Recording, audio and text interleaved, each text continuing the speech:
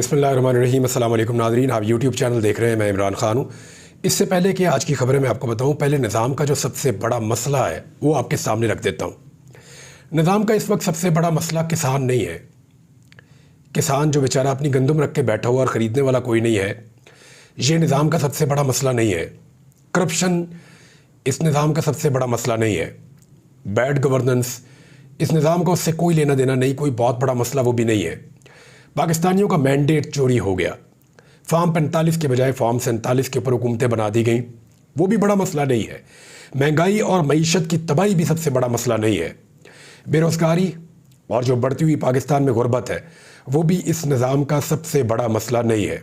लाकानूनियत और इस मुल्क में बढ़ते हुए दहशतगर्दी के वाक़यात वो भी इस वक्त इस निज़ाम का सबसे बड़ा मसला नहीं है। आने वाला बजट और IMF की गरीबों की कमर तोड़ देने वाली जो शराइत है वो भी इस निज़ाम का सबसे बड़ा मसला नहीं है। और जो इस वक्त अवाम और रियासत में जो बढ़ती हुई दूरियां और बदएतमादी है वो भी इस निज़ाम का सबसे बड़ा मसला नहीं है। अदलिया में दबाव की वजह से जो एक बेचैनी पाई जाती है वो भी इस निज़ाम का सबसे बड़ा मसला नहीं है। इस निज़ाम का जो सबसे बड़ा मसला है वो ये है कि इमरान खान की फ़ोटो कैसे बाहर निकली। यानी हद हो गई है, उसके ऊपर इंक्वायरियाँ हो रही हैं, वो मामला उठाया जा रहा है, बाकायदा खबरें छप गई हैं, बाकायदा इंक्वायरियाँ हो रही हैं और सख्त तरीन रूल्स अप्लाई कर दिए गए हैं कि आइंदा अदालतों के अंदर जनाब मोबाइल नहीं जाएंगे, कैमराज नहीं जाएंगे, तलाशियाँ जो हैं वो ज़्यादा सख्त दी जाएंगी, अमले के पास भी कोई ऐसी चीज़ नहीं होनी चाहिए। एक फ़ोटो है, कोई एटम बम का फार्मूला तो नहीं है जो बाहर आ गया है। इतना खौफ किस बात का है, इतना डर किस बात का है? और अगर डर है ना तो फिर डर भी जायज़ है मेरे ख्याल में। किस वजह से है? वो आदमी जो पिछले लगभग 9-10 महीने से जेल में है, उसका कॉन्फिडेंस और उसके बयानात आप चेक कीजिए वो अब क्या कह रहा है। इमरान खान साहब ने आज सहाफ़ियों से मुलाकात की जेल के अंदर और उनसे गुफ्तगू की। मुलाकात ये है कि वो जब केस चल रहा होता है तो गुफ्तगू हो जाती है। तो वहाँ इमरान खान साहब ने कहा कि मिसकंडक्ट करने पर जज अबुल हसनात और जज कुदरतुल्लाह के खिलाफ रेफरेंस फाइल करने को कहा है।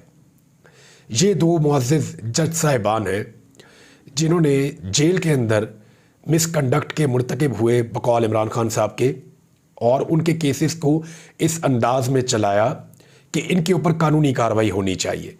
तो इमरान खान साहब ने रेफरेंस फाइल करने का कहा है अपने वकला को, और उन्होंने कहा कि फॉर्म 47 के बेनिफिशरी से जब कोई सवाल होता है तो वो हमलावर हो जाते हैं। झूठ को बचाने के लिए जजेस और मीडिया पर दबाव बढ़ाया जा रहा है। सदर, वज़ीर आज़म और वज़ीर आला पंजाब झूठ पर बैठे हुए हैं। फॉर्म 47 का बेनिफिशरी गवर्नर खैबर पख्तूनख्वा अली अमीन गंडापुर पर ज़ाती हमले कर रहा है। अली अमीन गंडापुर ने क्या किया वो भी आपको मैं बताता हूँ अभी।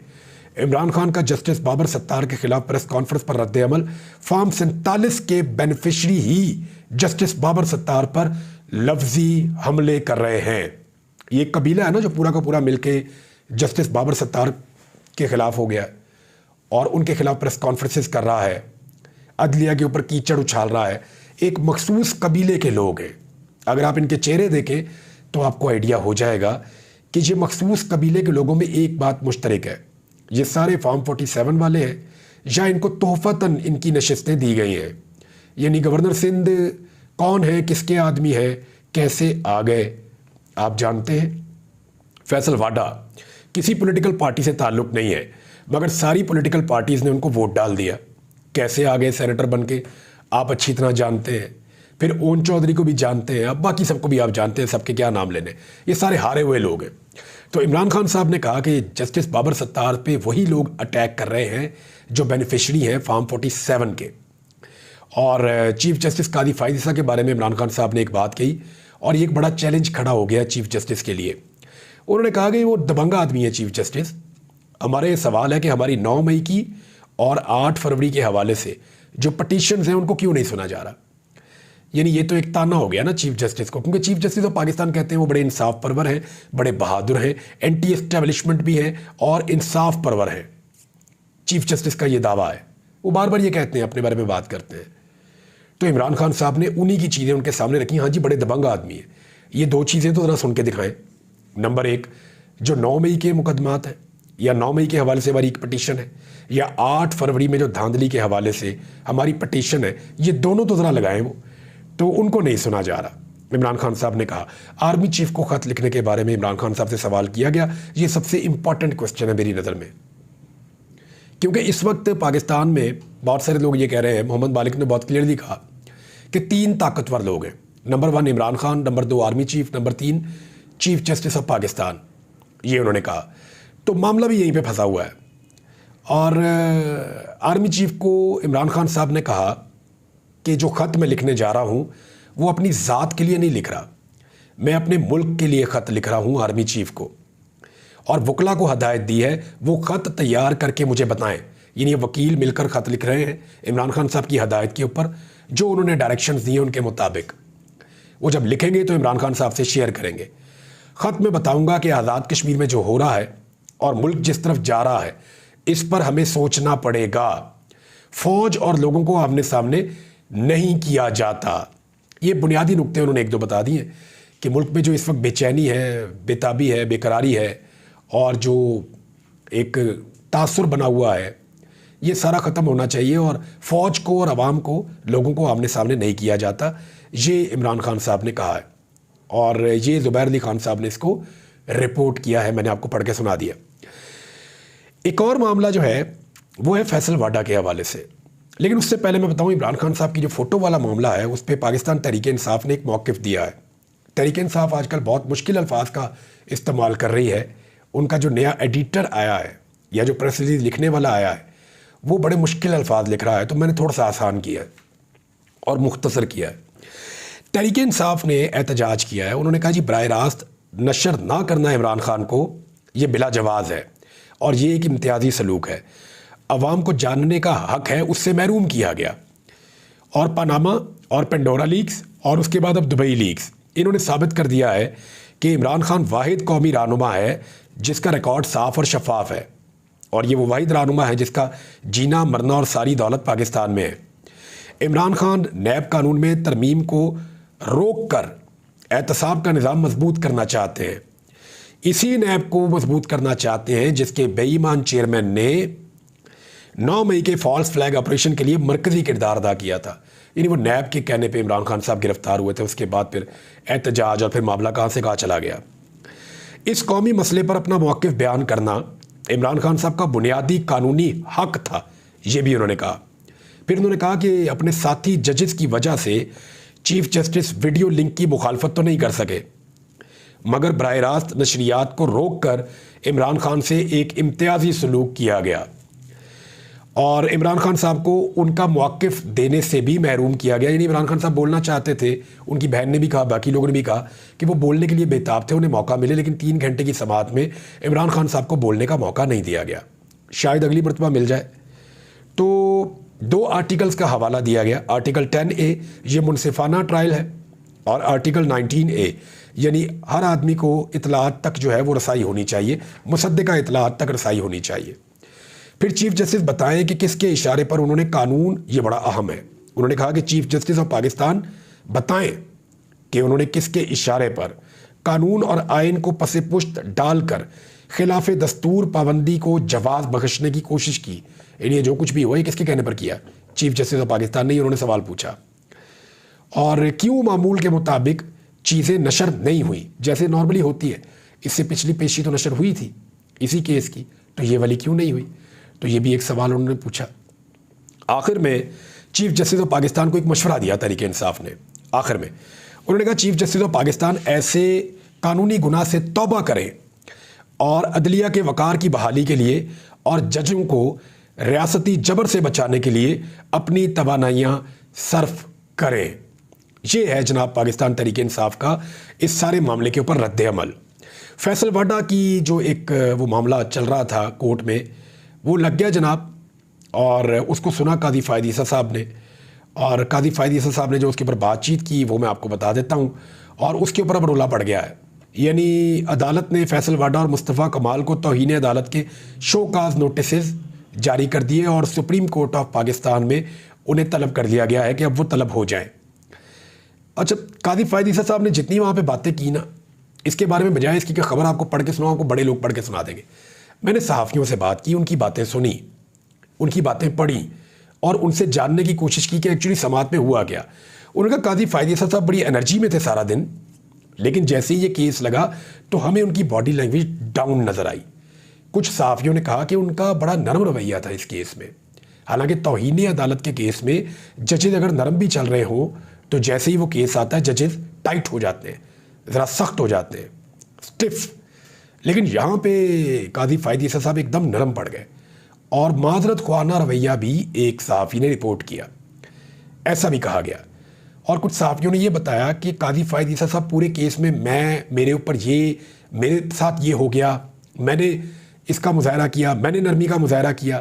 اسد طور ابھی آپ کے چکر میں اندر رہ کے آیا، آپ کے چکر میں جو ہے وہ ایف آئی اے مجھے نوٹسز بھیج رہی ہے، اور ایف آئی اے مجھے نوٹس بھی بھیجا، مجھے بلا بھی رہے ہیں، اور میں نے ان کو جواب بھی، میں نے انہیں کہا جی آپ مجھے لکھ کر دے دیں جو سوالات ہیں تاکہ میں آ کر جواب دوں، اس کے بعد بھاگ گئے آپ ہی کے چکر میں قاضی صاحب۔ یعنی آپ تو کہہ رہے ہیں کہ آپ کچھ نہیں کر رہے جو تنقید کرتے ہیں، تو ہم نے تو قاضی صاحب تنقید کی ہے فیصلے کے اوپر، ہم نے تو تنقید کی ہے اس چیز کے اوپر جس کے اوپر قانون اور آئین ہمیں اجازت دیتا ہے۔ اب قاضی صاحب کا سارا وہاں پہ جو مدعا ہے وہ اکثر کیسز میں ایسے ہی ہوتا ہے، میں نے یہ کیا، میں نے یہ کہا، میرے دور میں یہ ہوا، میرے ساتھ یہ کیا گیا، پتہ نہیں اپنی ذات کے حصار سے باہر نہیں نکل پا رہے قاضی فائدی صاحب۔ یعنی وہ اپنی ذات کے اندر قید ہو کر رہ گئے ہیں۔ ایک منصف کو، ایک قاضی کو، ایک جج کو اس سے بہت اوپر اٹھنا پڑتا ہے، اس کو اپنی ذات سے باہر نکل کر انصاف اور قانون کے مطابق فیصلے کرنے پڑتے ہیں۔ لیکن قاضی فائدی صاحب اپنی ذات کے اندر بند ہو کر رہ گئے ہیں، انہیں ایسا لگتا ہے کہ بدلہ لینا ہے، وہ بہت غصے میں ہیں، وہ بھول ہی نہیں پا رہے کہ ماضی میں کیا تھا، چیزوں کو کیسے انہوں نے، یعنی بہت جلدی میں ایسا لگتا ہے وہ بعض اوقات، اور بعض اوقات بہت غصے میں وہ لگتے ہیں۔ لیکن جس طرح کا رویہ ان کا اس کیس میں تھا، فیصل واڈا والے توہین عدالت والے کیس میں، اس سے میں نے جب صحافیوں سے بات کی تو انہوں نے یہ کہا، جن سے میری بات ہوئی، کہ ہمیں قاضی فائدی صاحب کو دیکھ کر ایسا لگا کہ اس کیس کا کچھ نہیں بنے گا اور یہ صرف گوگلوں سے مٹی جھاڑی جائے گی۔ بہرحال دیکھتے ہیں اس میں کیا ہوتا ہے۔ ایک اور چیز ہے، وہ یہ ہے کہ طارق بشیر چیمہ صاحب اور زرتاج گل وزیر صاحبہ کا معاملہ۔ زرتاج گل وزیر صاحبہ کے قریب آ کے طارق بشیر چیمہ صاحب نے بہت نازیبا الفاظ بولے تھے، اور اس کے اوپر نہ صرف پاکستان تحریک انصاف بلکہ پی ایم ایل این اور پیپلز پارٹی کے لوگ بھی جو ہیں وہ خاصے غصے میں آ گئے تھے۔ طارق بشیر چیمہ صاحب کو پھر معافی مانگنی پڑی، انہوں نے زرتاج گل وزیر صاحبہ سے اسپیکر چیمبر میں معافی مانگی، انہوں نے معاف کر دیا، لیکن اس پورے سیشن کے لیے طارق بشیر چیمہ صاحب کی جو رکنیت ہے وہ نہیں موجود رہے گی، وہ اس سیشن کو اٹینڈ نہیں کر پائیں گے قومی اسمبلی کے۔ تو یہ ایک اچھی بات ہے نا، غلط چیز کے خلاف سارے اکٹھے ہو گئے۔ اسی طرح اگر سارے کے سارے ڈکٹیٹرشپ کے خلاف، جمہوریت کے لیے اور غلط چیزوں کے خلاف، سیاست میں مداخلت کے خلاف اگر ساری سیاسی جماعتیں ایک دفعہ اکٹھی ہو جائیں تو اس ملک میں تحریک چلانے کی ضرورت نہیں پڑے گی، یہ پھر سموتھ طریقے سے ملک آگے بڑھے گا، 10-20 سال میں اس ملک کی قسمت بدل جائے گی۔ لیکن وہاں پہ مفادات، حکومتیں لینے کی جلدی، مینڈیٹ کے بغیر اقتدار میں آنے کی لالچ، یہ وہ ساری چیزیں ہیں جو سیاستدانوں کو اکٹھا نہیں ہونے دیتی بدقسمتی سے۔ ناظرین، دوسری جانب جو پنجاب کا فینسی ڈریس شو ہے وہ ختم ہی نہیں ہو رہا، کبھی ایک یونیفارم کبھی دوسرا، ایسا لگتا ہے کہ بچپن کی جو خواہشات ہیں وہ حاوی آ گئی ہیں، کبھی یہ یونیفارم کبھی وہ یونیفارم، کبھی میں نے ایسا کرنا ہے۔ یعنی ٹک ٹاک کے چکر کے اندر پکڑ کے پنجاب کی حکومت کا مذاق بنا دیا، اور جو کام ان کے کرنے والے ہیں نا وہ کام کر بھی نہیں رہے۔